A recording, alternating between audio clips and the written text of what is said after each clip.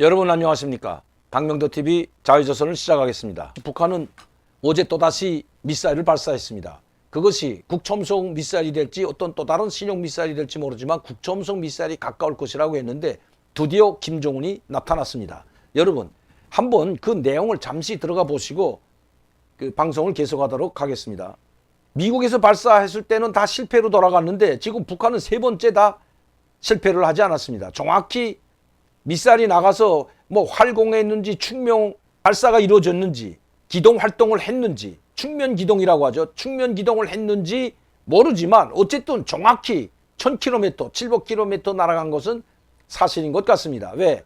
지금 우리는 5일날 싼 미사일에 대해서도 국첨성 미사일도 우리 국방부가 이 수준이 아니다. 저런 기술 못 따라했다 했는데 저건 국첨성 미사일이 아니라고 부정해보고 혹평을 해버렸는데 미국은 계속해서 신중해서 아직도 조사 중에 있다, 검토 중에 있다는 말만 하고 있었습니다. 그런 찰나에 바로 국방부 장관, 소국 국방부 장관의 말이 그 혹평이 말을 끝나기도 전에 어제 또다시 국첨성 미사일을 쏘았는데 김정은이 동참을 했습니다. 한번 보시죠. 김정은이 1월 11일 국방과학원에서 진행한 극첨성 미사일 시험 발사를 참관하였다. 당전의 정치국 상무위원인 조영원과 그리고 해당 부서 부부장들, 이거 군수담당 부부장과 그리고 뭐 선전부부장, 이거 김여정이도 참여했습니다. 보니까 국방과학부문 지도일 간부들이 시험 발사에 참가했다고 했습니다.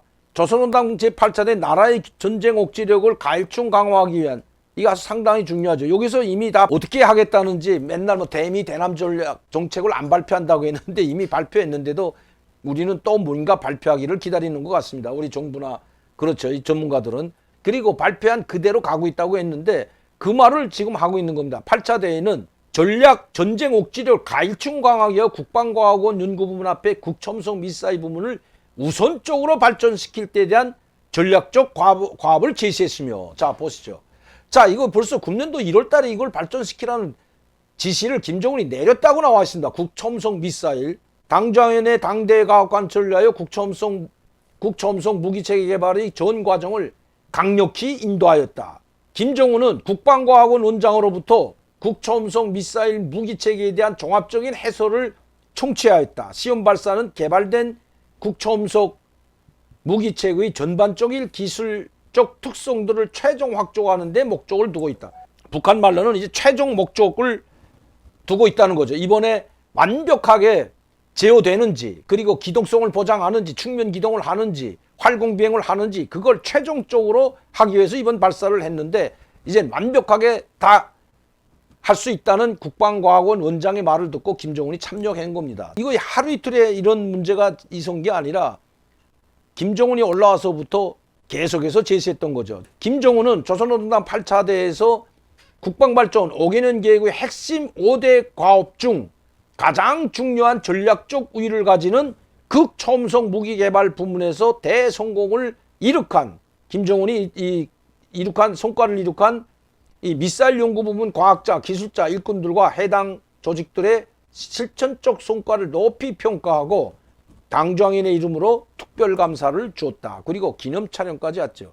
계속해서 발전 나갑니다. 가장 중요한 이 전략적 무기 강화, 가장 중요한 핵심 분야로 국첨성 미사일을 우선적으로 발전시킬 데 대한 전략적 과업, 가장 여기에 모든 역량을 집중해서 국첨성 미사일을 개발할 때에 대한 김정은의 계속해서 지시가 내려갔고 그 8차 당대회 때 과업을 주었고 그것이 1년 만에 이렇게 세 차례 시험 발사를 통해서 성공했다고 지금 이야기하고 있는 겁니다.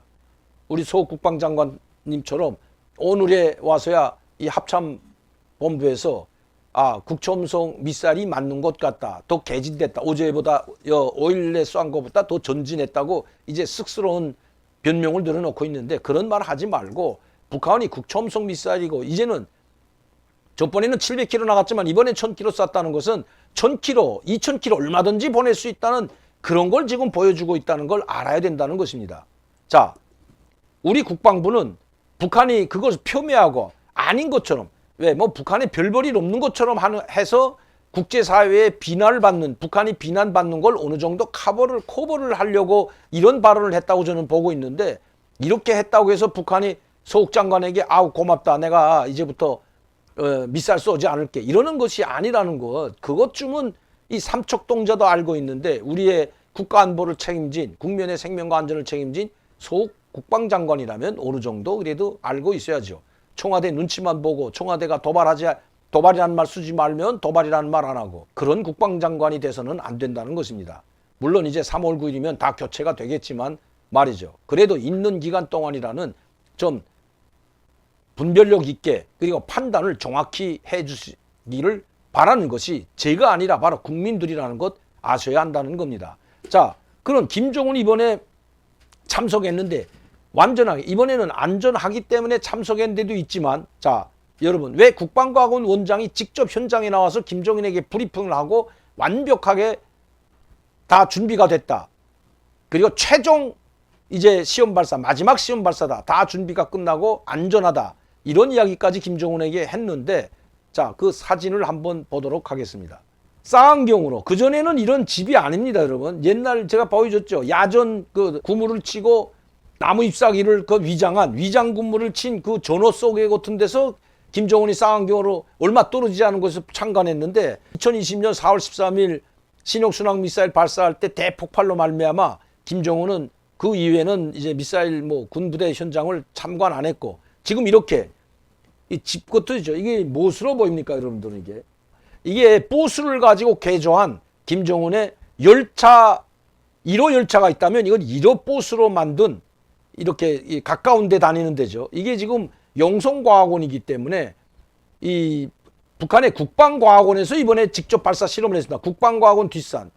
산이 높진 않지만 해발 그래도 한 700m 정도 되는 산들로 둘러싸이는 영궁동. 이 그쪽에서 제가 보니까 이 발사 실험을 했는데 산으로 뺑 돌라 막혀 있죠. 이렇게 김정은이 멀리에서 무섭죠. 이거 또 폭발하면 이거 심각하니까 그 뭐 탄두에는 아무것도 없다고 보지만 그 무게 탄두를 장착했을 때만큼의 쇠뭉치를 아마 앞에는 장착했을 거고 그리고 앰플 이 연료 계통에 있는 이 앰플 우리 제가 전번에도 말씀드렸지만 이 산소 분배통과 같은 이 연료통이 폭발하게 되면 그 폭발력이 아마 대단할 겁니다. 그래서 신형순항 미사일 발사했을 때 그 수많은 사상자가 났죠. 자, 그래서 김정은이 이렇게 멀찌감치 떨어져서 보이는데 다른 사진을 한번 보겠습니다. 정면으로 나온 사진은 없습니다. 그리고 머리칼이 이게 되게 많아요. 여기 얼마 전까지만 해도 여러분 여기 봤죠? 여 당좌인의 정치국 4차 전원회의 뒷모습 볼 때 요 며칠 전이죠. 여기 파스를 붙였다 했는데 머리칼이 좀 자랐다고 봐야죠. 그래도 어쨌든 머리숱이 많습니다. 그때보다는. 자, 다른 사진 하나 보겠습니다. 자, 김정은이 측면 밖에 나오는데 상당히 살이 빠졌습니다, 여러분.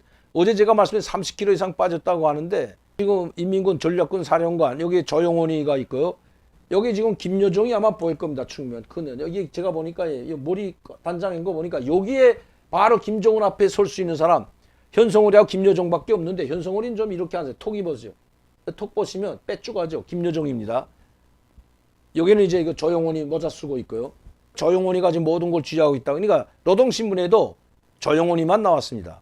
군수공업부 부부장들 비롯한 이 과학자, 국방과학원 원장, 국방과학원 연구사들과 함께 이번에 국첨성 미사일을 개발한 그 연구 성원들과 함께 기념사진을 찍은 건데요. 김정은이 여기 있죠.